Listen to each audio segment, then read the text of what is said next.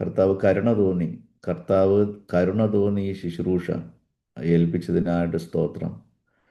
ഒരിക്കലും ഒന്നിനും ആ, ഈ പുസ്തകം എടുക്കുവാൻ യോഗ്യത ഇല്ലാതിരുന്ന നമ്മളെ യേശു എന്ന നാമം ഒരിക്കലും നമ്മുടെ നാവിലെടുക്കുവാൻ യോഗ്യതയില്ലാതിരുന്ന നമ്മളെ കർത്താവ് ഈ മഹായോഗ്യത തന്ന് ഈ പുസ്തകം നമ്മുടെ കൈകളിലെടുക്കുമ്പോൾ കണ്ണു നിറയണം.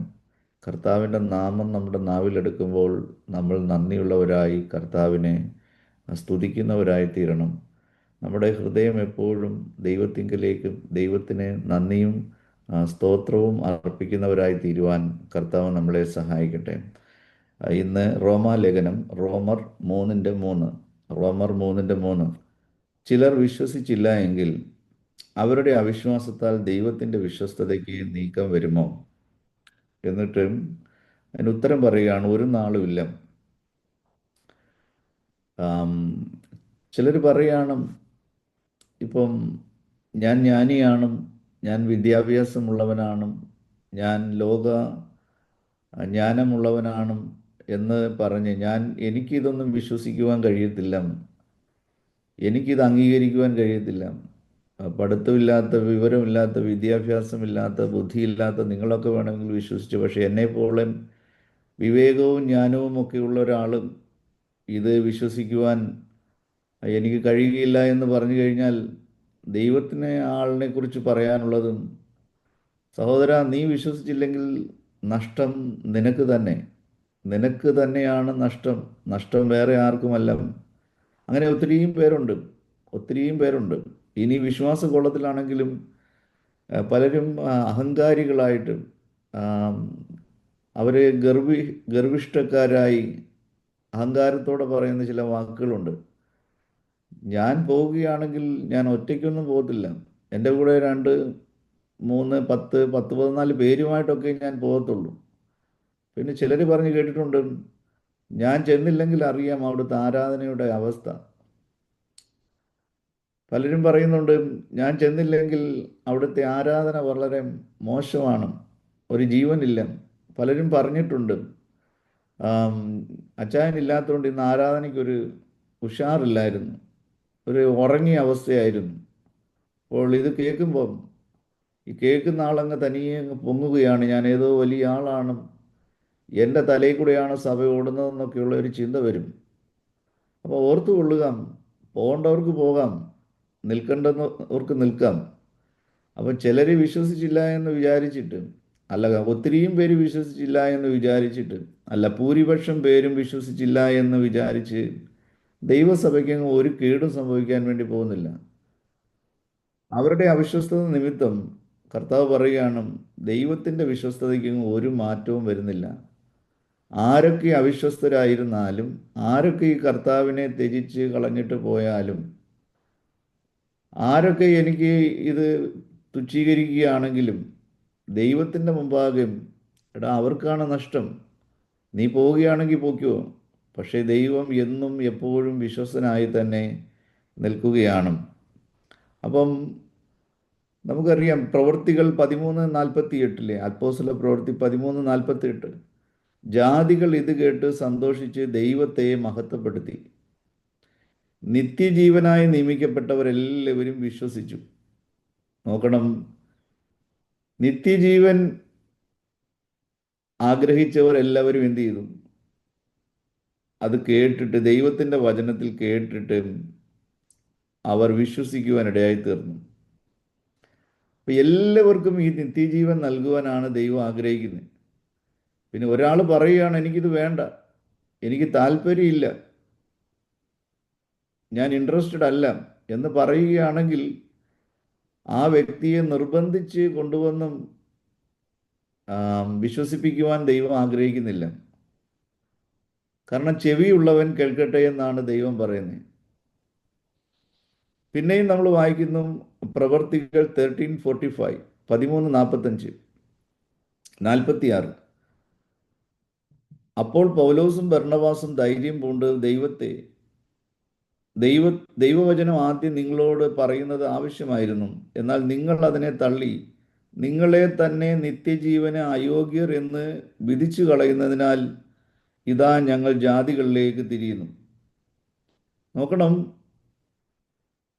എല്ലാവരുടെയും അടുക്കൽ ഈ നിത്യജീവന്റെ മൊഴികൾ, രക്ഷയ്ക്ക് വേണ്ടിയുള്ള വഴികൾ എത്തുവാൻ ദൈവം വഴികളെ തുറക്കുന്നുണ്ട്. ഏതെങ്കിലും ഒരു ചാനലിലൂടെ, ഏതെങ്കിലും ഒരു മീഡിയയിലൂടെ, ഏതെങ്കിലും ഒരു മെത്തേഡിലൂടെ സുവിശേഷം എത്തുവാനുള്ള വഴി ആളുകൾ കേൾക്കുന്നുണ്ട്. ഞാൻ ഗുജറാത്തിലെ ഡോൾവനിൽ കഴിഞ്ഞ ആഴ്ച ആയിരിക്കുമ്പം താമസിക്കുന്ന സ്ഥലത്ത് ഒരു മനുഷ്യനിരുന്ന് ഇങ്ങനെ ഗഞ്ചറ അടിച്ച് പാട്ട് പാടുന്നുണ്ട്. വളരെ മനോഹരമായിട്ട് പാടുന്നു. അപ്പോൾ ആളുകൾ വന്നിട്ട് അദ്ദേഹത്തിന് പൈസ കൊടുക്കും. അദ്ദേഹം ഭിക്ഷ യാചിക്കുന്നില്ല എങ്കിലും വേറൊരു രീതിയിൽ പാട്ട് പാടി അദ്ദേഹം ഭിക്ഷ യാചിക്കുകയാണ്. അപ്പോൾ എനിക്ക് അദ്ദേഹത്തോട് സുവിശേഷം അറിയണം. അദ്ദേഹത്തിൻ്റെ ഞാൻ അടുത്ത് ചെന്നു. അവിടെയും ഞാൻ ഇരിക്കുവാൻ ഒരു സൗകര്യം ഉണ്ടാക്കി പുള്ളിയുടെ കൂടെ, അദ്ദേഹത്തിൻ്റെ കൂടെ അവിടെ ഇരുന്നു. ആദ്യം ഞാൻ കുറേ പൈസ അദ്ദേഹത്തിന് കൊടുത്തു. കാരണം അത് ഇല്ലെങ്കിൽ വിചാരിക്കും ഇവൻ സമയം കൊല്ലാൻ വേണ്ടി വന്നിരിക്കുകയാണ്. കാരണം ഞാനൊരു അനുഭവം കേട്ടിട്ടുണ്ട്. ഷിംല ചണ്ഡീഗഡ് ഡയോസിസ്, ചണ്ഡീഗഡിലെ ഒരു ആൻ്റണി എന്ന് പറയുന്ന ഒരു കത്തോലിക്ക അച്ഛനുണ്ടായിരുന്നു. പുള്ളി ഒരു വളരെ നല്ലൊരു മനുഷ്യനായിരുന്നു, ഒരു ദയയുള്ളൊരു മനുഷ്യനായിരുന്നു. ആ ദൈവദാസൻ, ആ അച്ഛൻ പുരോഹിതനെ പഞ്ചാബ് ചീഫ് മിനിസ്റ്റർ ആയിരുന്ന ബിയാൻ സിംഗിൻ്റെ മകൻ ഒരു ഒരു ഒരു രാത്രിയിൽ അദ്ദേഹത്തിൻ്റെ വണ്ടി ഇടിച്ചാണ് ഈ പുരോഹിതൻ മരിക്കുന്നത്. രാത്രിയിൽ ഏതോ ഒരു പാവപ്പെട്ട മനുഷ്യനെ റെയിൽവേ സ്റ്റേഷനിൽ കൊണ്ടുവിടാൻ പോയിട്ടും തിരിച്ചു വരുന്ന വഴിക്കാണ് ഈ ഫാദർ ആൻ്റണിയുടെ ബൈക്കിനകത്ത് ഈ ബിയാൻ സിംഗിൻ്റെ മകൻ്റെ കാർ വന്നിടിച്ചും തെറിപ്പിച്ച് ആ സ്പോട്ടിൽ അദ്ദേഹം മരിക്കുകയായിരുന്നു. അപ്പോൾ ഈ വളരെ ചെറുപ്പമായിരുന്നു, 35 വയസ്സേ ഉള്ളായിരിക്കും. അപ്പം ഇദ്ദേഹത്തിന് ഈ സാധുക്കളോടൊക്കെ ഒത്തിരി കരുണയുള്ളൊരു മനുഷ്യനാണ്. ഒരിക്കൽ ഒരു ഭിക്ഷക്കാരൻ ഈ പള്ളിയുടെ മുമ്പിൽ വന്നപ്പം ഭിക്ഷക്കാരനെ അങ്ങ് അകത്ത് വിളിച്ചു. എന്നിട്ട് ഭിക്ഷ തേണ്ടുന്നവനോട് ചോദിച്ചു, നിനക്ക് ഒരു ദിവസം ഭിക്ഷ തേണ്ടിക്കഴിഞ്ഞാൽ എത്ര കിട്ടുമെന്ന് ചോദിച്ചു. ഈ സാധാരണ ആളുകൾക്ക് സത്യം പറയത്തില്ലല്ലോ. അവൻ പറഞ്ഞു 50 രൂപ കിട്ടുമെന്ന് പറഞ്ഞു. അന്നത്തെ സമയം ഒത്തിരി വർഷം മുമ്പുള്ള കാര്യമാണ്, ലോങ് ഇയേഴ്സ് ബാക്ക്. അപ്പം അദ്ദേഹം ഒരു 100 രൂപ എടുത്തിട്ട് അവന് കൊടുത്തിട്ട് പറഞ്ഞു, ഇന്ന് നീ ഭിക്ഷ തണ്ടാൻ പോകണ്ട, നീ എൻ്റെ കൂടെ ഇന്ന് വിടിയിക്കാൻ പറഞ്ഞു. അങ്ങനെ ഒരു മരത്തിൻ്റെ കീഴിൽ, ഒരു മാവിൻ്റെ കീഴിലിരുന്ന് അവനോട് സംസാരിക്കുകയാണ്.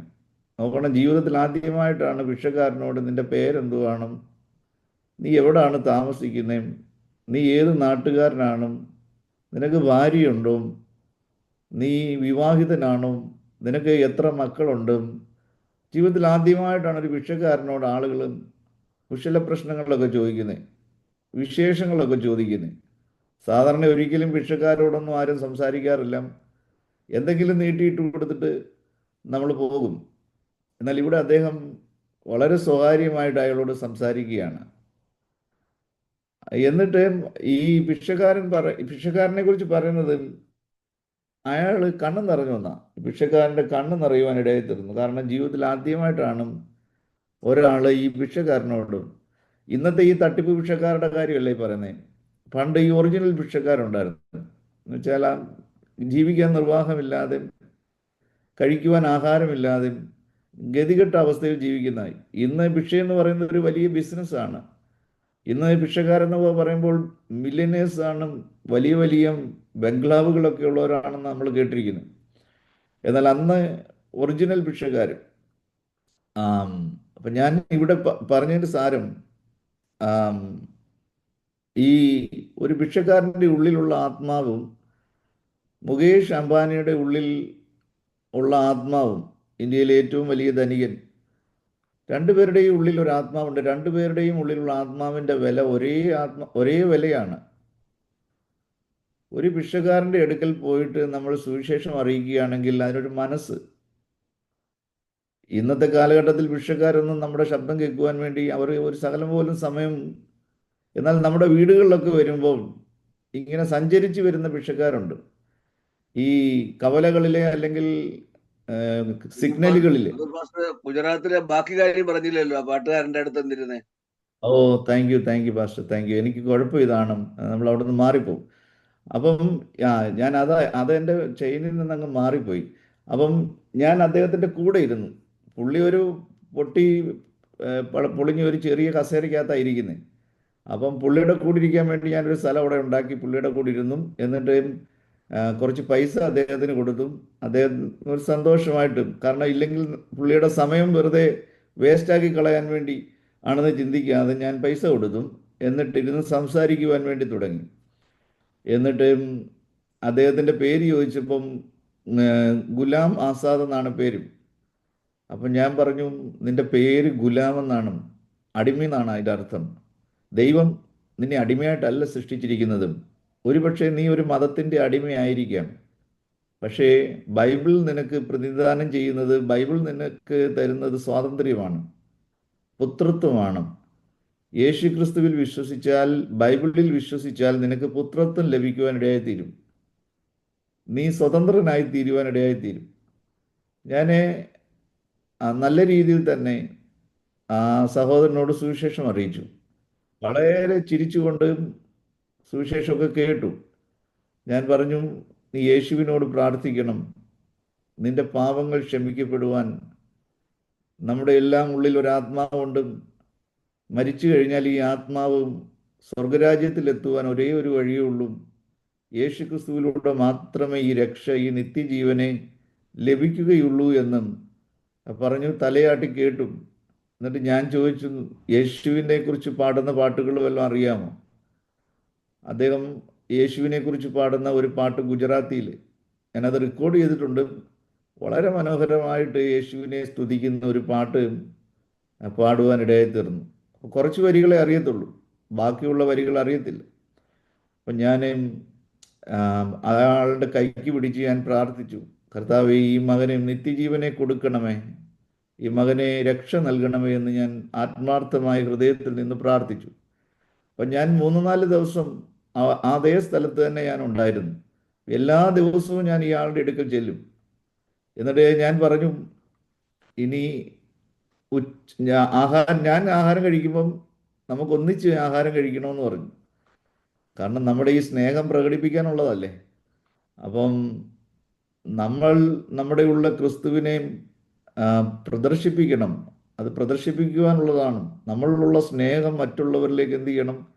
ഒഴുകണം, വ്യാപരിക്കണം. എങ്കിൽ മാത്രമേ ആ സ്നേഹം മറ്റുള്ളവരെ തിരിച്ചറിയത്തുള്ളൂ. നമ്മൾ മറ്റുള്ളവരിൽ നിന്നും വ്യത്യസ്തരായിരിക്കണമെന്ന് ദൈവം ആഗ്രഹിക്കുന്നു. കർത്താവ് പറയുന്നു, നിങ്ങളുടെ നീതി പരീശന്മാരുടെ നീതിയേക്കാൾ കവിയുന്നില്ല എങ്കിൽ നിങ്ങൾ ദൈവരാജ്യത്തിൽ കടക്കുകയില്ല. പരീശന്മാരുടെ നീതി എന്തുവാ? അവരെ കിട്ടുന്നതിലെല്ലാം 10-1 പതാരം കൊടുക്കുന്നു, ആഴ്ചയിലെ 2 ദിവസം ഉപവസിക്കുന്നു, പിന്നെ അവരെ മുടങ്ങാതെ ആ ആലയത്തിൽ വരികയും ന്യായപ്രമാണത്തിലെ കർമ്മങ്ങളൊക്കെ അനുഷ്ഠിക്കുകയും ചെയ്യുന്നു. കർത്താവ് പറയുന്നു, നമ്മളുടെ നീതി അവരുടെ നീതിയേക്കാൾ എന്ത് ചെയ്യണം? കവിയണം. എങ്കിൽ മാത്രമേ ദൈവരാജ്യത്തിൽ കടക്കുകയുള്ളൂ എന്നാണ്. എന്ന് പറഞ്ഞാൽ മറ്റുള്ളവരിൽ നിന്നും വ്യത്യസ്തമായതും, മറ്റുള്ളവർ ചെയ്യുന്നതിനേക്കാൾ മഹത്തായത്, അല്ലെങ്കിൽ അതിനേക്കാൾ കൂടുതൽ ശ്രേഷ്ഠമായതും അധികമായതും നമ്മൾ ചെയ്യണമെന്ന് ദൈവം ആഗ്രഹിക്കുകയാണ്. അപ്പോൾ ചെയ്യണമെന്നൊക്കെ പറയുമ്പോൾ നമ്മൾ ചിന്തിക്കുന്നത് പണത്തിൻ്റെ കുറിച്ചുള്ള കാര്യങ്ങളായിരിക്കും. പണം ഒരു ഭാഗമാണെങ്കിൽ തന്നെയും പണമല്ലാതെ തന്നെ പല കാര്യങ്ങളും, ഒത്തിരി കാര്യങ്ങൾ നമുക്ക് ചെയ്യുവാൻ വേണ്ടി കഴിയും. സമൂഹത്തിന് വേണ്ടി നന്മ ചെയ്യുവാൻ വേണ്ടി കഴിയും.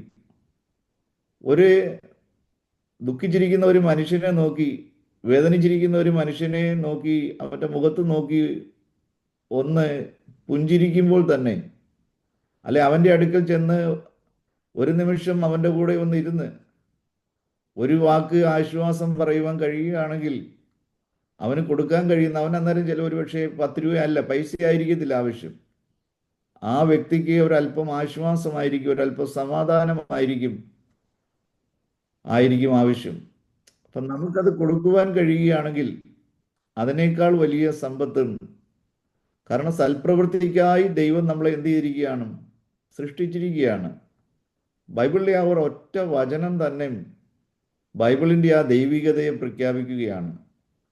പിന്നെയും പറയുകയാണ്, നിങ്ങളുടെ സ്വർഗീയ പിതാവും സദ്ഗുണപൂർണനായിരിക്കുന്നത് പോലെ നിങ്ങളും സകല സൽഗുണങ്ങളാലും നിറയപ്പെട്ട സൽഗുണപൂർണരായി തീരുവിൻ എന്ന് ദൈവം പറയുകയാണ്.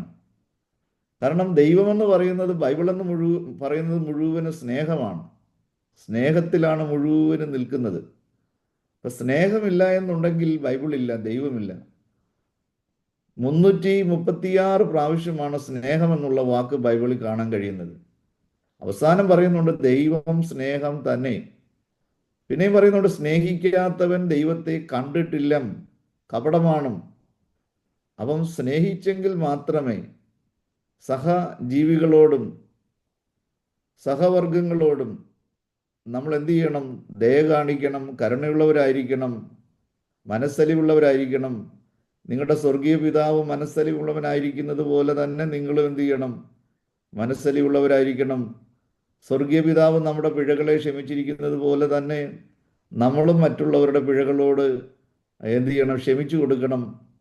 നമ്മൾ ക്ഷമിക്കുന്നില്ല എന്നുണ്ടെങ്കിൽ നമ്മുടെ സ്വർഗീയ പിതാവും നമ്മളോട് ക്ഷമിക്കുകയില്ല. പലരും പറയുന്നുണ്ട്, അവൻ ചെയ്തതൊക്കെ ഓർത്തു കഴിഞ്ഞാൽ ഒരിക്കലും എനിക്ക് അവനോട് ക്ഷമിക്കാൻ കഴിയത്തില്ല. കർത്താവ് പറയുന്നത്, നീ ക്ഷമിക്കണ്ട, ഞാൻ നിനക്ക് ക്ഷമിച്ചു തന്നത് ക്യാൻസൽ ചെയ്ത് കളയും. അതാണ് ദൈവം. നമ്മൾ വിചാരിക്കുന്നത് നമുക്ക് ക്ഷമിച്ച് കിട്ടി, ശരിയാണ്, ക്ഷമിച്ചൊക്കെ കിട്ടി. പക്ഷെ നമ്മൾ ക്ഷമിക്കുന്നില്ല എന്നുണ്ടെങ്കിൽ നമുക്ക് ലഭിച്ച ആ ക്ഷമയെ ദൈവം എന്ത് ചെയ്യും? ക്യാൻസൽ ചെയ്ത് കളയുവാൻ സാധ്യതയുണ്ട്. അപ്പം ഇതൊക്കെ മാനുഷികമായി നോക്കിക്കഴിഞ്ഞാൽ ബുദ്ധിമുട്ടുള്ള കാര്യമാണ്. പക്ഷെ ദൈവത്തിന് ഒരു കാര്യവും എന്തെല്ലാം അസാധ്യമായിട്ടില്ല.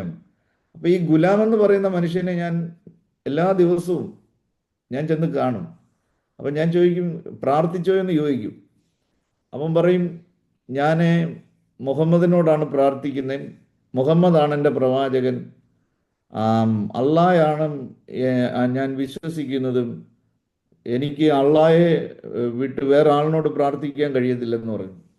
അപ്പം എനിക്കത് ഭയങ്കരമായ ദുഃഖമുണ്ടാക്കി. വീണ്ടും ഞാൻ യേശുവിനെ കുറിച്ചുള്ള ആ സുവിശേഷം, സകലം സ്വർഗം പരിശുദ്ധമാണ്, സ്വർഗത്തിൽ വസിക്കുന്ന ദൈവം അതിപരിശുദ്ധനാണ്, വിശുദ്ധന്മാർക്ക് മാത്രമേ, പാപക്ഷമ പ്രാപിച്ചവർക്ക് മാത്രമേ സ്വർഗത്തിൽ പ്രവേശിക്കുവാൻ കഴിയത്തുള്ളൂ, അശുദ്ധരായ പാപികളായ ഒരാൾക്കും ദൈവരാജ്യത്തിൽ കടക്കുവാൻ വേണ്ടി കഴിയത്തില്ല. സ്വർഗത്തിൽ കടക്കണമെങ്കിൽ നമ്മൾ വിശുദ്ധരായി തീരണം, നമ്മുടെ പാപങ്ങൾ ക്ഷമിക്കപ്പെടണം. ഞാൻ അദ്ദേഹത്തോട് ചോദിച്ചു, പാപങ്ങൾ ക്ഷമിക്കപ്പെടുവാൻ? അപ്പോൾ അദ്ദേഹം പറഞ്ഞു, ഞങ്ങളുടെ മതം അനുസരിച്ച് ഒത്തിരി മാർഗങ്ങളുണ്ട്. ഞാൻ പറഞ്ഞ ആ മാർഗങ്ങൾ കൊണ്ട് ശാശ്വതമായ പാപപരിഹാരം ലഭിക്കുമോ? യേശു ക്രിസ്തുവിൻ്റെ രക്തം സകല പാപങ്ങളും പോക്കി നമ്മെ ശുദ്ധീകരിക്കും. സഹോദരൻ, എനിക്ക് നിർബന്ധിക്കുവാൻ കഴിയുകയില്ല. ഞാൻ സ്നേഹത്തിൽ, യഥാർത്ഥമായി ദൈവം നിങ്ങളെ ഒത്തിരി സ്നേഹിക്കുന്നു, ദൈവം ആത്മാർത്ഥമായി നിങ്ങളെ സ്നേഹിക്കുന്നു, നിങ്ങളെ ദൈവം തൻ്റെ പുത്രനാക്കുവാൻ വേണ്ടി ആഗ്രഹിക്കുന്നു, നിങ്ങൾക്ക് നിത്യജീവൻ നൽകുവാൻ വേണ്ടി, പാപക്ഷമ നൽകുവാൻ വേണ്ടി, നിങ്ങളെ വിശുദ്ധീകരിക്കുവാൻ വേണ്ടി ദൈവം ആഗ്രഹിക്കുന്നു. ദൈവം നിങ്ങളെ സ്നേഹിച്ചത് കൊണ്ടാണ്. ഞാൻ ചോദിച്ചു, ഇന്ന് വരെ, ഈ നാൾ വരെ ആരെങ്കിലും നിങ്ങളോട് ഇങ്ങനെ പറഞ്ഞിട്ടുണ്ടോ? ഇല്ല, ആദ്യമായിട്ടാണ്. എന്തുകൊണ്ട് ഞാനിത് നിങ്ങളോട് പറയുന്നു? കേരളക്കാരനായ ഞാൻ, ഗുജറാത്തിലുള്ള നിങ്ങൾ, ഗുജറാത്തിയായ നിങ്ങളോട് ഞാൻ എന്തുകൊണ്ട് ഇത് പറയുന്നു? കാരണം ദൈവം നിങ്ങളെ സ്നേഹിക്കുന്നു. ഈ സ്നേഹം നിങ്ങൾ തിരിച്ചറിഞ്ഞു കഴിഞ്ഞാൽ നിങ്ങളുടെ ജീവിതമാകെ മാറും. നിങ്ങൾ ഒരു ദൈവമകനായി തീരുവാനിടയായിത്തീരും. വീണ്ടും അദ്ദേഹം എന്ത് ചെയ്തു? തലയാട്ടിയിട്ട് ഒരു 50-50 ഉനൂസ് ഇങ്ങനെ പോകുവാനിടയായി തീർന്നു. എന്നാൽ പിന്നെ ഞാനത് കാണുമ്പോൾ അദ്ദേഹം എന്നെ കാണാതെ എന്ത് ചെയ്യുന്നുണ്ട്? മുഖം മറയ്ക്കുന്നു. എന്ന് പറഞ്ഞാൽ ഞാൻ അങ്ങോട്ട് ചെല്ലണ്ട എന്നാണ് അതിൻ്റെ അർത്ഥം. ഞാൻ അവിടെ ചെല്ലണ്ട, എനിക്ക് നിങ്ങളോട് സംസാരിക്കാൻ താല്പര്യമില്ല എന്നാണ് അദ്ദേഹം മുഖഭാവത്തിൽ നിന്നും, മുഖത്തിലൂടെ ആ എക്സ്പ്രഷൻ, മുഖം നമ്മളോട് സംസാരിക്കുന്നത് അതാണ്. എന്നാലും ഞാൻ പോയിട്ട് എന്ത് ചെയ്തു? പോയെന്ന് കൈ കൊടുത്തു, പ്രാർത്ഥിച്ചോ, യേശുവിനോട് പ്രാർത്ഥിച്ചോ. പ്രാർത്ഥിച്ചില്ലെങ്കിൽ പ്രാർത്ഥിക്കണം. നാളെ ഞാൻ ഇവിടെ നിന്ന് പോകുകയാണ്. ഇനി നമ്മൾ ഒരുപക്ഷെ ഈ ഭൂമിയിൽ വെച്ച് കണ്ടെന്ന് വരികയില്ല.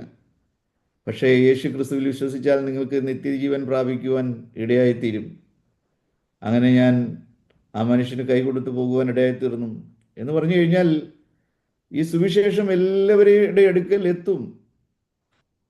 സുവിശേഷം, നിത്യജീവന്റെ ഈ സന്ദേശം എങ്ങനെയെങ്കിലും ആ എല്ലാവരുടെ അടുക്കൽ എത്തുവാൻ ഇടയായിത്തീരും. ഇത് നമ്മളുടെ അപ്രോച്ച് എങ്ങനെ ഇരിക്കുന്നു, നമ്മളത് എങ്ങനെയാണ് അതിനെ സമീപിക്കുന്നത്.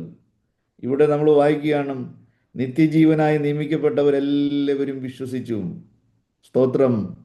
എന്നാൽ അതിൻ്റെ താഴെ വായിക്കുന്നത് 13:46 നമ്മൾ വായിച്ചു, അപ്പോൾ പൗലോസും ബർന്നബാസും ധൈര്യം കൊണ്ടും ദൈവവചനം ആദ്യം നിങ്ങളോട് പറയുന്നത് ആവശ്യമായിരുന്നു, എന്നാൽ നിങ്ങൾ അതിനെ തള്ളി നിങ്ങളെ തന്നെ നിത്യജീവൻ അയോഗ്യരെന്ന് വിധിച്ചു കളയുന്നതിനാൽ ഇതാ ഞങ്ങൾ ജാതികളിലേക്ക് തിരിയുന്നു.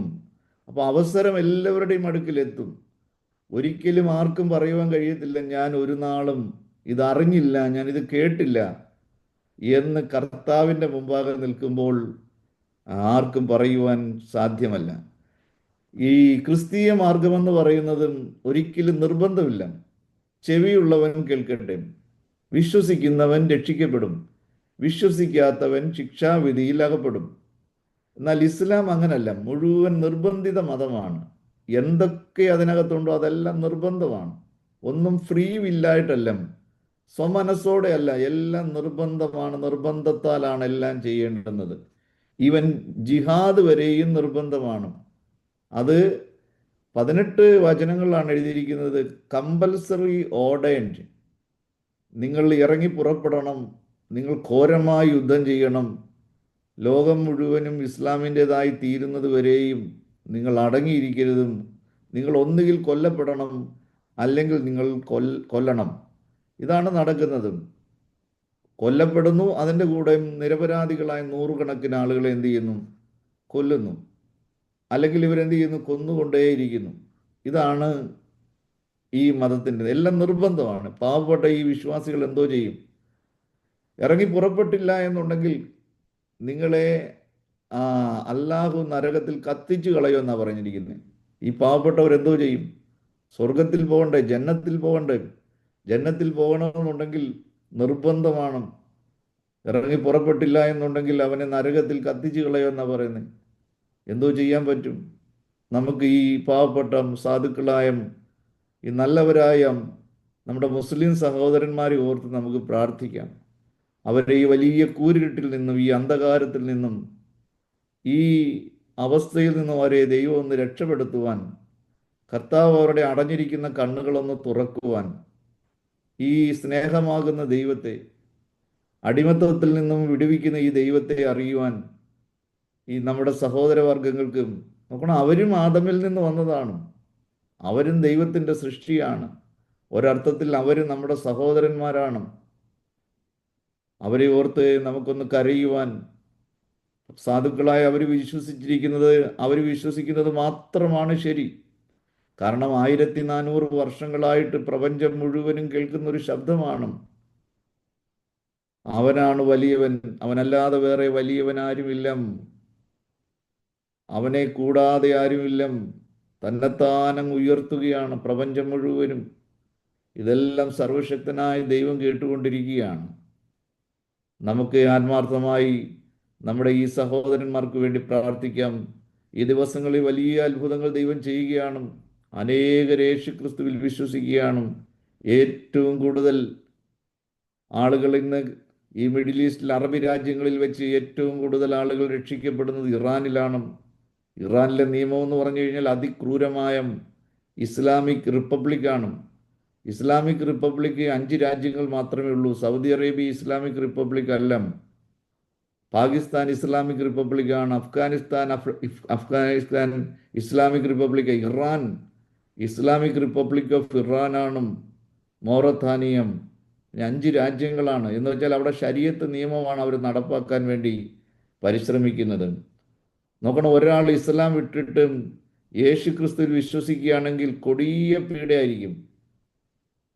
അവർക്ക് കൊന്നുകളയുവാനുള്ള അധികാരമുണ്ട്. അങ്ങനെ എത്രയോ പേരെ കൊന്നിരിക്കുന്നു. ഹൗസ് ചർച്ച് നടത്തുന്നവരെ അവരെ ഇൻ്റലിജൻസ് മോണിറ്റർ ചെയ്തിട്ടും ഏതെങ്കിലും ഒരു സന്ദർഭത്തിൽ അവർ വെളിയിലിറങ്ങുകയാണെങ്കിൽ അവർ ഡിസപ്പിയർ ആകും. എന്നിട്ട് കുറേ ദിവസങ്ങൾ കഴിയുമ്പോൾ അതേ തകർക്കപ്പെട്ട അവരുടെ ബോഡി, കുത്തി മുറിവേൽപ്പിക്കപ്പെട്ട, പീഡിപ്പിക്കപ്പെട്ട് കൊല്ലപ്പെട്ട അവരുടെ ബോഡി ഏതെങ്കിലും അഴുക്ക് ചാലിലും ഏതെങ്കിലും പാടി ഫാമിലൊക്കെയും അഴുകിയ നിലയിൽ കണ്ടെത്തുവാൻ വേണ്ടി ഇടയായിത്തീരും. ഇതാണ് അവിടെ നടക്കുന്ന അവിടെ ഈ ഹ്യൂമാനിറ്റേറിയൻ ഇല്ലാത്തത് കൊണ്ടും അവിടെ ആർക്കും ഒന്നും പുറം ലോകം അറിയത്തില്ല. എന്നാൽ ലോകത്തിൽ ഇന്ന് ഏറ്റവും കൂടുതൽ 8 മില്യൺ മുസ്ലിംസ് ആണ്.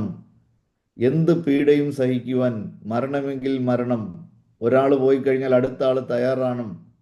കർത്താവിന് വേണ്ടി മരിക്കുവാൻ തയ്യാറായിട്ടും നൂറുകണക്കിന്, ആയിരക്കണക്കിന്, ലക്ഷക്കണക്കിന് ആളുകളാണ് ഇന്ന് കർത്താവായ യേശുവിനെ അവിടെ രക്ഷിതാവായി സ്വീകരിക്കുന്നത്. അവിടെ ഹൗസ് ചർച്ചുകളും അവിടെ അണ്ടർഗ്രൗണ്ട് ചർച്ചുകൾ ഡേ ബൈ ഡേ വളർന്നുകൊണ്ടിരിക്കുകയാണ്.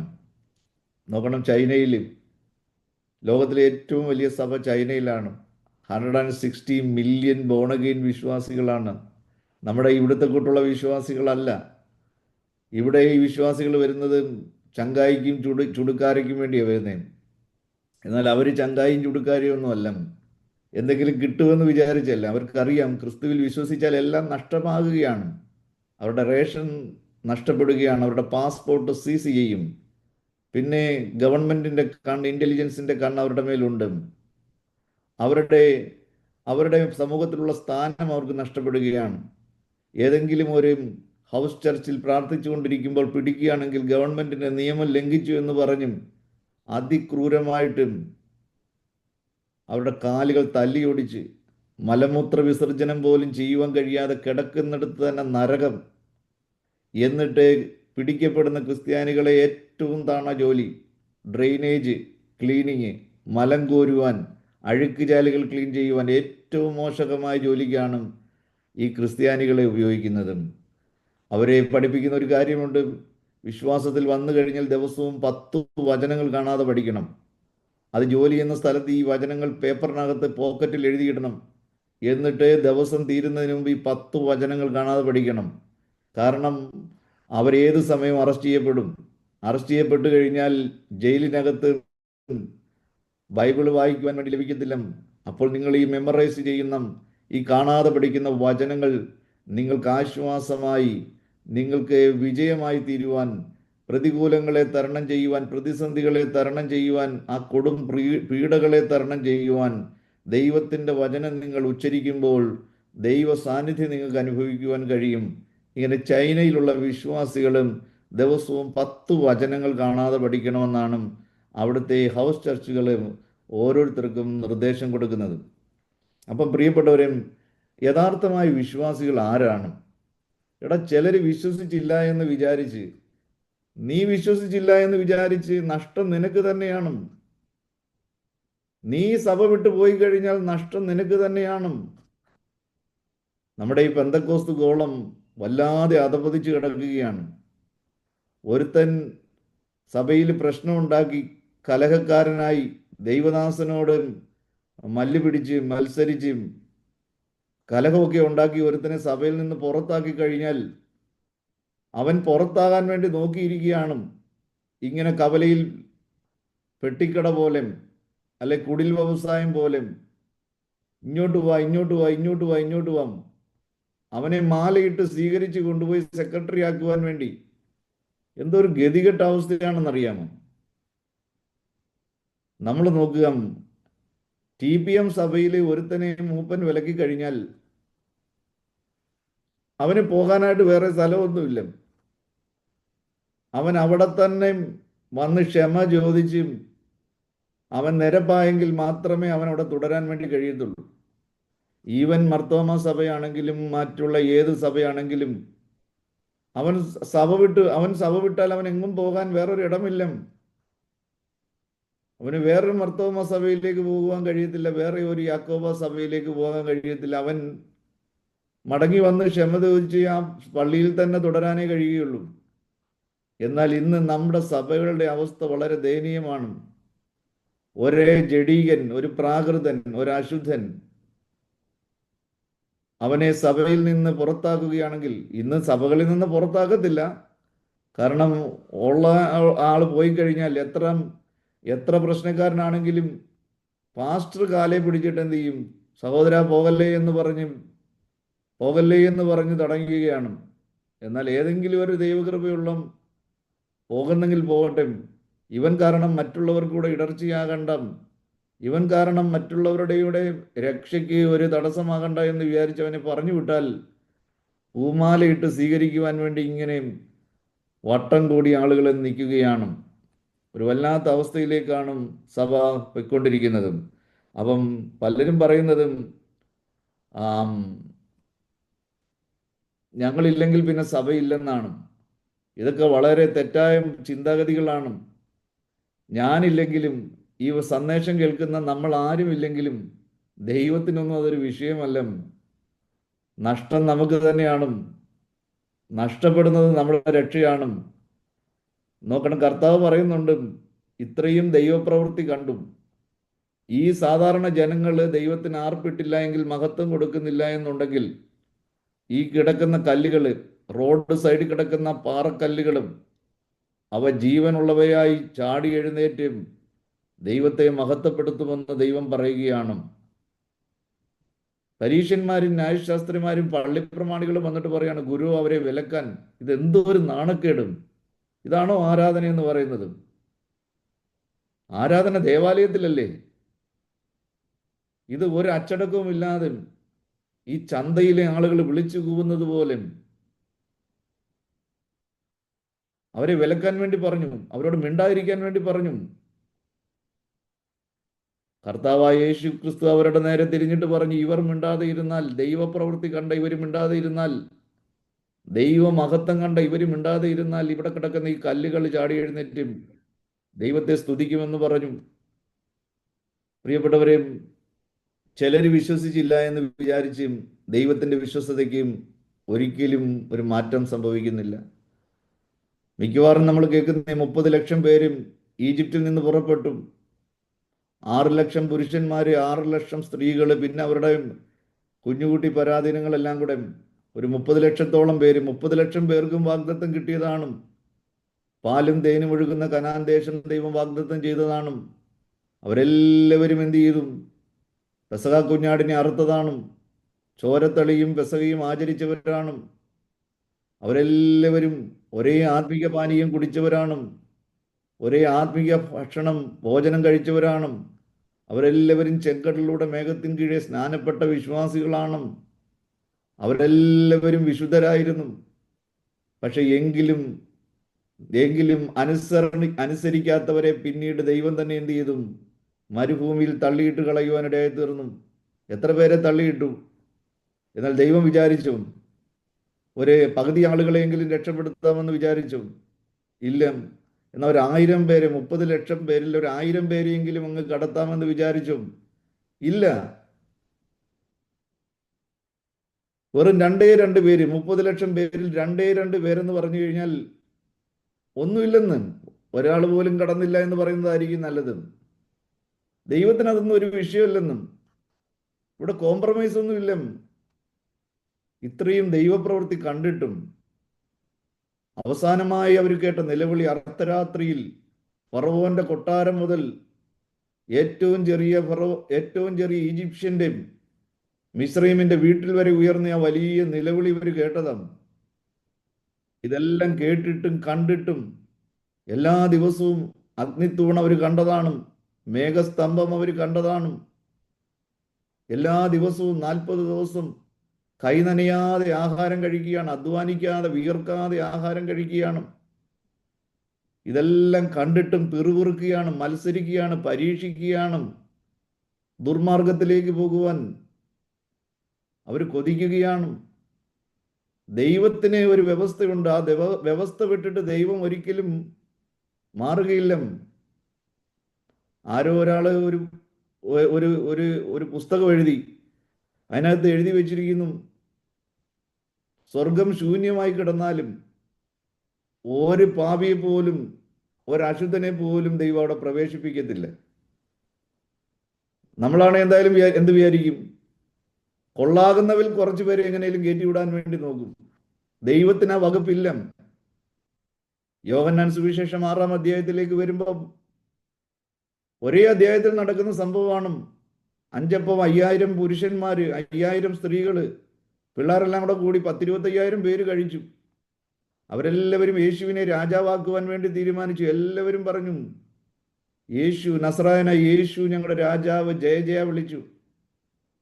പക്ഷേ യേശു ക്രിസ്തു എന്ത് ചെയ്തു? പാപത്തെക്കുറിച്ചും നീതിയെക്കുറിച്ചും ന്യായവിധിയെക്കുറിച്ചും നിത്യജീവനെക്കുറിച്ച്, ആത്മാവിനെക്കുറിച്ച് അങ്ങോട്ട് പ്രസംഗിക്കുവാൻ വേണ്ടി തുടങ്ങിയപ്പോൾ അവർ പറയുകയാണ്, ഇത് നമുക്ക് പറ്റത്തില്ല, ഇത് കഠിനമായ വാക്കാണ്, ഇതൊന്നും നമുക്ക് അംഗീകരിക്കുവാൻ കഴിയത്തില്ല, ഇങ്ങനെയുള്ളതൊന്നും ഞങ്ങൾക്ക് കേൾക്കുവാൻ കഴിയത്തില്ല. യേശു പറയുകയാണ്, എന്നെ തിന്നണം, എന്നിലൂടെ നിങ്ങൾ ജീവിക്കണം. അന്ന് മുതൽ എഴുതിയിരിക്കുന്ന അവന്റെ ശിഷ്യന്മാർ അവനെ വിട്ടുപോയെന്നും. നോക്കണം, തിന്ന 25,000 എണ്ണം വിട്ടുപോയി. അവർക്ക് മനസ്സിലായി, ഇനി ഇവന്റെ കൂടെ നടന്നാൽ അപ്പം കിട്ടുകയില്ല, ഇനി ഉപദേശം കേട്ട് ഇങ്ങനെ പുറകെ നടക്കേണ്ടി വരും. ഈ ഉപദേശം ആർക്ക് വേണം? ആളുകൾക്കെല്ലാം അന്നും ഇന്നും എല്ലാം ഈ ജഡത്തിന്റെ കാര്യമാണ്. ജഡത്തിന്റെ ചിന്ത, ലോകത്തിന്റെ വഞ്ചനം, ഈ ഭൗമികമായത്, ലൗകികമായത്, അതൊക്കെയാണ് മനുഷ്യന് കേൾക്കുവാൻ ഇമ്പമുള്ളതും. ഇനി ഇവന്റെ കൂടെ നടന്നാൽ അപ്പം കിട്ടുകയില്ല എന്ന് മനസ്സിലായിട്ടും അവരെല്ലാവരും വിട്ടുപോയി. അത് കഴിഞ്ഞ് ശിഷ്യന്മാരും അവനെ വിട്ടുപോയി. 6:66 വായിക്കുന്നു. ഇപ്പം യേശുവിനെ 500 ശിഷ്യന്മാരുണ്ടായിരുന്നു, അവർ പോയി. അത് കഴിഞ്ഞ് 70 ശിഷ്യന്മാരുണ്ടായിരുന്നു, അവരും പോയി. അവസാനം 12 എണ്ണം ശേഷിച്ചു. യേശു പത്രോസിനോട് പറഞ്ഞില്ല, പത്രോസെ, ഇങ്ങനെ ഒരു അബദ്ധത്തിൽ നിന്ന് സംഭവിച്ചു പോയതാണ്, എൻ്റെ ഉപദേശം ഇച്ചിരി കഠിനമായി പോയി, ഞാനിനി ഉപദേശം അല്പം കട്ടി കുറയ്ക്കാം, ഡൈല്യൂട്ട് ചെയ്യാമെന്ന് പറഞ്ഞില്ല. നിങ്ങളെങ്കിലും എന്നെ വിട്ടുപോകരുതെന്ന് പറഞ്ഞില്ല. മറിച്ച് കർത്താവ് പറയുകയാണ്, ഡിപ്പാർട്ട് ഫ്രം മീ, ഡിപ്പാർട്ട്, നിങ്ങൾക്കും എന്നെ വിട്ടുപോകാം, നിങ്ങൾക്കും എന്നെ വിട്ടുപോകാം. ഇതാണ് നിത്യതയിലേക്കുള്ള വഴി, വേറൊരു വഴിയില്ല. രക്ഷയ്ക്ക് വേറൊരു വഴിയില്ല. നിത്യജീവനിലേക്ക് പോകുവാൻ ഒരു കുറുക്കു വഴികളില്ല. നിങ്ങൾക്കും വേണമെങ്കിൽ എന്നെ വിട്ടു പോകാമെന്ന് പറഞ്ഞു. ദൈവത്തിന് സ്തോത്രം. പത്രോസ് എഴുന്നേറ്റ് നിന്നുകൊണ്ട് പറയുകയാണ്, കർത്താവേ, ഞങ്ങൾ അപ്പം കണ്ടിട്ടല്ല, അത്ഭുതം കണ്ടിട്ടല്ല നിന്റെ പുറകെ വന്നതും. ഒന്നാമത്തെ അത്ഭുതം എൻ്റെ ജീവിതത്തിൽ ഞാനൊരു പാപിയാണെന്നുള്ള ബോധം എനിക്ക് തന്നു. ഗലീല കടലിലെങ്ങും, തിബരിയാസ് കടലിലെങ്ങും ഒരു മീൻ പോലും ഇല്ലാതിരിക്കുമ്പോൾ, കടലെല്ലാം കരിഞ്ഞു കിടക്കുന്ന സമയത്ത്, നാളുകളായി രാത്രി മുഴുവനും വലകൾ വീശി വീശി വീശി വീശി ഒരു മീനെ പോലും പിടിക്കാതെ ഇരിക്കുന്ന സമയത്ത് 2 പടക് നിറച്ച്, 2 ബോട്ട് ഫുൾ ഓഫ് ഫിഷ്, 2 ബോട്ടുകൾ നിറച്ച് ഞങ്ങൾക്ക് മത്സ്യം അവിടുന്ന് തന്നു. പക്ഷേ കർത്താവേ, ഞങ്ങൾ അതെല്ലാം അതുപോലെ ഉപേക്ഷിച്ചിട്ടും ഞങ്ങൾ അപ്പം കണ്ടിട്ടല്ല നിന്നെ അനുഗമിക്കുന്നതും. പത്രോസ് പറയുകയാണ്, ഞങ്ങൾ എങ്ങോട്ട് പോകണമെന്നാ പറയുന്നേ? ഞങ്ങൾ എങ്ങോട്ട് പോകും? നിത്യജീവൻ നിന്റെ അടുക്കലുണ്ട്, നിത്യജീവന്റെ മൊഴികൾ കർത്താവേ നിന്റെ പക്കലുണ്ട്, നിന്നെ വിട്ടിട്ട് ഞങ്ങൾ എങ്ങോട്ട് പോകും? പ്രിയപ്പെട്ടവരും, ഈ ഭൂരിപക്ഷത്തിലല്ല, വിളി കേൾക്കുന്നവർ അനേകരാണെങ്കിലും തെരഞ്ഞെടുക്കപ്പെടുന്നവർ വളരെ വളരെ ചുരുക്കമാണ്. സ്വർഗത്തിലേക്കുള്ള വഴി വളരെ ഇടുക്കമുള്ളതാണ്. അത് ഇന്നത്തെ ഉപദേശിമാരും അതിങ്ങനെ വിശാലമാക്കിക്കൊണ്ടേയിരിക്കുകയാണ്, ബുൾഡോസറും ക്രെയിനും ഒക്കെ കൊണ്ടും. ആർക്കും വേണമെങ്കിൽ വരാൻ പോകാം, നാഷണൽ ഹൈവേ പോലെ ആക്കി വെച്ചിരിക്കുകയാണ്. എല്ലാവർക്കും കടന്നു വരാം, നോ പ്രോബ്ലം ചർച്ചായി മാറിയിരിക്കുകയാണ്. വചനം പറയുന്നു, കർത്താവ് പറയുന്നു, ഞാനാണ് വാതില്, ഞാനാണ് വാതില്, എന്നിലൂടെ മാത്രമേ കടക്കാൻ പറ്റത്തുള്ളൂ. യേശുവാകുന്ന വാതിലിലൂടെ കടക്കണമെങ്കിൽ യേശുവിനെ പോലെ ആകാത്ത ഒരുവന് തണ്ടുവച്ച പടകും പ്രതാപമുള്ള കപ്പലൊന്നും ഇതുവഴി പോകത്തില്ല മക്കളെ. നിങ്ങൾക്ക് യേശുവാകുന്ന വാതിലിലൂടെ പോകണമെന്നുണ്ടെങ്കിൽ യേശുവിനെ പോലെ ആകാതെ, എക്സ്ട്രാ ഫിറ്റിങ്ങുകളെല്ലാം ഒടിച്ച് മടക്കാതെ, കഴുത്തിൻ്റെ നീളമെല്ലാം കുറുകാതെ ഈ ക്രിസ്തുവാകുന്ന വാതിലിലൂടെ പോകുവാൻ സാധ്യമല്ല. ഇന്നത്തെ ഉപദേശിമാരും ക്രിസ്തുവാകുന്ന വാതിലെല്ലാം മാറ്റിവെച്ചിട്ടും വാതിലെല്ലാം വിശാലമായിട്ട് എല്ലാവർക്കും കയറാം, നോ പ്രോബ്ലം ചർച്ച്. കൂടെ വരുന്നവൾ ഒരു വിശ്വാസി, അവൻ നല്ല ദശാംശം കൊടുക്കുന്നവനാണ്.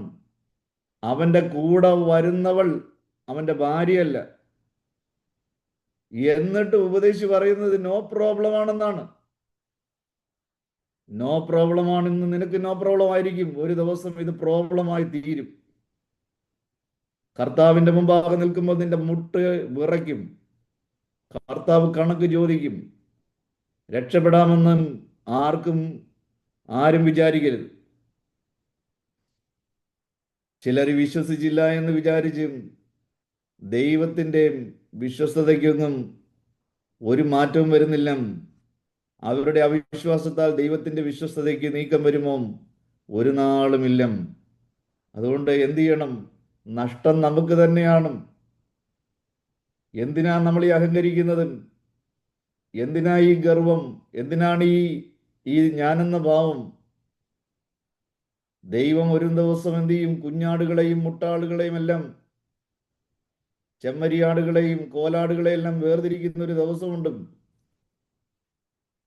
അവൻ ചോദിക്കും, പാസ്റ്ററെ എല്ലാ ആടുകളല്ലേ? എല്ലാ ആടുകളാ. പക്ഷേ ദൈവം വേർതിരിക്കുന്നത് എല്ലാ ആടുകളെയും അകത്ത് കയറ്റത്തില്ല. അതേ വലതുവശത്തുള്ള കുഞ്ഞാടുകൾ, ചെമ്മരിയാടുകൾ, അതിൻ്റെ തല എപ്പോഴും താഴോട്ടായിരിക്കും. എന്നാൽ മറ്റു ചില ആളുകളുണ്ട്, കോലാടുകളുണ്ട്, കൊറ്റനാടുകളുണ്ട്, മുട്ടാടുകളുണ്ട്. ഇവൻ്റെയൊക്കെ തല ഉയർത്തി നിൽക്കുന്ന ആടുകളും, നമ്മൾ പോലും കണ്ടിട്ടില്ലാത്ത ആടുകളുണ്ട്. ഇവയൊന്നും എന്ത് ചെയ്യത്തില്ല. എല്ലാം ആടുകളാന്ന് പറഞ്ഞിട്ട് കാര്യമില്ല, എല്ലാം ക്രിസ്ത്യാനിയാന്ന് പറഞ്ഞിട്ട് കാര്യമില്ല, എല്ലാം വിശ്വാസികളാണെന്ന് പറഞ്ഞിട്ട് കാര്യമില്ല, എല്ലാം പെന്തക്കോസാണെന്ന് പറഞ്ഞിട്ട് കാര്യമില്ല. ഇതിൻ്റെ ഇടയിൽ കുറുകിയിരിക്കുന്ന കുറുപ്രാവേ, പ്രാണനാഥന് വേണ്ടി കാത്തിരിക്കുന്ന ചില കുറുപ്രാവുകളുണ്ട്. അത് എല്ലാവിധ മീനുകളും കയറിയ ഒരു വലയാണ് ദൈവരാജ്യം. എല്ലാ മീനുകളും ഇതിനകത്തുണ്ട്. എല്ലാ മീനുകളെയും എന്ത് ചെയ്യത്തില്ല? കയറ്റിവിടത്തില്ല. അതിനകത്ത് നല്ലതിനെ മാത്രം കർത്താവ് എടുക്കും, പൂണിക്കകത്തിടും. അല്ലാത്തതിനെ എല്ലാം കടലിലേക്ക് വലിച്ചെറിഞ്ഞു കളയുമെന്നാണ് പറയുന്നത്. കടലിലേക്ക് വലിച്ചെറിയും. എന്നുവെച്ചാൽ ഈ എല്ലാവിധ മീനുകളെന്ന് പറഞ്ഞു കഴിഞ്ഞാൽ, ചില മീനുകൾ ഈ കൊമ്പുള്ള കോലാൻ എന്ന് പറയും ഞങ്ങളുടെ നാട്ടിൽ, കോലാൻ. ഇതിൻ്റെ ജോലി ഇങ്ങനെ കുത്തിക്കൊണ്ടേയിരിക്കുകയാണ്, ഇങ്ങനെ കുത്തിക്കൊണ്ടേയിരിക്കും, വേറെ ഒരു തൊഴിലുമില്ല. പിന്നെ മറ്റു ചില മീനുകളുണ്ട്, ഈ കൈതക്കോര, മുള്ളൻ കോര, ദേഹം മുഴുവനും മുള്ളാണ്. ഇവൻ അടുത്ത് വരുമ്പോൾ തന്നെ മറ്റു മീനുകൾ ജീവനും കൊണ്ട് പായും. കാരണം ഇതെങ്ങാനും തൊട്ട് കഴിഞ്ഞാൽ മുറിയും, ചോര വരും. അതിൻ്റെ ജോലി ഈ മുള്ളും കൊണ്ട് ഇങ്ങനെ നടക്കുകയാണ്, എവിടെ തൊട്ടാലും മുറിയും. പിന്നെ ചില മീനുകളുണ്ട്, വലിയ മീനുകൾ, ചെറിയ മീനുകളെ വിഴുങ്ങുന്ന മീനുകൾ, താപ്പാന മീനുകൾ. ഒരിക്കൽ എൻ്റെ ഒരു സുഹൃത്ത് എയർഫോഴ്സിലെ പൈലറ്റായിരുന്നു. അദ്ദേഹം രാജസ്ഥാനിൽ ശുശ്രൂഷയ്ക്ക് വേണ്ടി ജോലി രാജിവെച്ചിട്ട് പോയി. അപ്പോൾ അവിടെ ചെന്നപ്പോൾ എന്നെ വിളിച്ചു, സുധീർ ബ്രദറെ എനിക്ക് വേണ്ടി പ്രാർത്ഥിക്കണം. ആദ്യമായിട്ടാണ് ഈ ചർച്ചിൻ്റെ പൊളിറ്റിക്സ് ഒക്കെ. ഇവിടെ ദൈവത്തെക്കാൾ വലിയ കുറേ അച്ചായന്മാരുണ്ട്, അതുകൊണ്ട് എനിക്ക് വേണ്ടി പ്രാർത്ഥിക്കണം, നിലനിൽപ്പിന് വേണ്ടി പ്രാർത്ഥിക്കണമെന്ന് പറഞ്ഞു. അപ്പോൾ ഈ വിഴുങ്ങുന്ന ചില മീനുകൾ, കഴിഞ്ഞ ആഴ്ച ഞാനൊരു ദേവദാസനെ കണ്ട്, പറ്റുന്നില്ല പാസ്റ്ററെ, പറ്റുന്നില്ല, കുറെ കമ്മറ്റി, ഈ കമ്മറ്റി കാരണം ഒന്നും നടക്കുന്നില്ല. അവർ പറയുന്നുണ്ട് ദൈവദാസനാണ് പൂർണ്ണ അധികാരം, ദൈവദാസനാണ് സഭയുടെ അധികാരി എന്ന് പറയുകയും ചെയ്യും. ഈ കമ്മറ്റിക്കാർ ഓരോന്ന് തീരുമാനിച്ചുകൊണ്ട് വരും. പറ്റുന്നില്ലെന്ന് പറഞ്ഞു. ഒരു വണ്ടി പലരും ഓടിച്ചു കഴിഞ്ഞാൽ എങ്ങനെയായിരിക്കും? ഒരു സ്റ്റിയറിങ്ങേ ഉള്ളൂ, എല്ലാവരും കൂടെ ഓടിക്കാൻ വേണ്ടി നോക്കിക്കഴിഞ്ഞാൽ എങ്ങനെയായിരിക്കും? ഒരിക്കലും ഒരു ദേവദാസൻ പറഞ്ഞത്, പാസ്റ്റർ എങ്ങനെ ഒരു സ്റ്റിയറിംഗ് രണ്ടുപേരെങ്ങനെ ഓടിക്കും? സെക്രട്ടറി പറയുന്നത് എനിക്ക് ഓടിക്കണമെന്നാണ്. ഒന്നുകിൽ ദൈവദാസനാണ് സഭയുടെ മൂപ്പനെങ്കിൽ ദൈവദാസനെ ഏൽപ്പിക്കുക. ഈ കമ്മറ്റി ഒരു വല്ലാത്തൊരവസ്ഥയിലേക്കാണ് പോയിക്കൊണ്ടിരിക്കുന്നത്. ഒരു ദിവസം ഈ കമ്മറ്റിക്കാരെല്ലാം ന്യായവിധിക്ക് മുമ്പാകെ നിൽക്കേണ്ടി വരുമെന്നുള്ള കാര്യം കൂടെ ഓർമ്മിപ്പിക്കുകയാണ്. ഞാൻ എൻ്റെ വാക്കുകൾ ഇവിടെ നിർത്തുകയാണ്. സ്തോത്രം. വിശ്വസിച്ചില്ല എങ്കിൽ, ചിലർ വിശ്വസിച്ചില്ല എങ്കിൽ അവരുടെ അവിശ്വാസത്താൽ ദൈവത്തിൻ്റെ വിശ്വസ്തതയ്ക്ക് നീക്കം വരുമോ? ഒരു നാളുമില്ല. കർത്താവ് വരാറായി. വിശ്വസിക്കുന്നില്ലെങ്കിൽ വിശ്വസിക്കേണ്ട, പോക്ക് നിനക്ക് നഷ്ടം, ദൈവത്തിന് ഒരു നഷ്ടവുമില്ല. നമുക്ക് ദൈവസന്നിധി വളരെ താഴ്മയോടെ ഈ പ്രവാസകാലം വളരെ ഭയത്തോടുകൂടെ കഴിക്കുവാൻ കർത്താവ് നമുക്കെല്ലാവർക്കും കൃപ തരട്ടെ എന്ന് പ്രാർത്ഥിച്ചുകൊണ്ട് ഞാൻ എൻ്റെ വാക്കുകൾ നിർത്തുകയാണ്. ഒരു വാക്ക്. സ്വർഗീയ പിതാവേയും, ഞങ്ങൾക്ക് വചനം തന്നതിനായിട്ട് സ്തോത്രം ചെയ്യുന്നു. ദൈവമേ, ഞങ്ങൾ നിലനിൽക്കുന്നത് ഞെളിയാതെ ഭയപ്പെടുവാൻ, ഞങ്ങളുടെ രക്ഷയെ ഞങ്ങൾക്ക് പ്രാവർത്തികമാക്കുവാൻ. 30 ലക്ഷം പോയിട്ട് വെറും 2 പേര് മാത്രമാണ്. 30 ലക്ഷം പേര് അപ്പം തിന്നിട്ടും എല്ലാവരും വിട്ടുപോയി. 12 പേര് മാത്രമാണ് ശേഷിച്ചത്. കർത്താവെ, ഞങ്ങൾക്ക് ഏറ്റവും വലുത് ഈ നിത്യജീവനാണ്. വളരെ താഴ്മയോടെ, വളരെ സൗമ്യതയോടെ, വളരെ വിനയത്തോടെ, വളരെ എളിമയോടുകൂടെ, ഭയത്തോടും ഭക്തിയോടും കൂടെ ഞങ്ങളുടെ പ്രവാസകാലം കഴിക്കുവാൻ കർത്താവ് ഞങ്ങൾക്ക് കൃപ തരണമേ എന്ന് പ്രാർത്ഥിക്കുന്നു.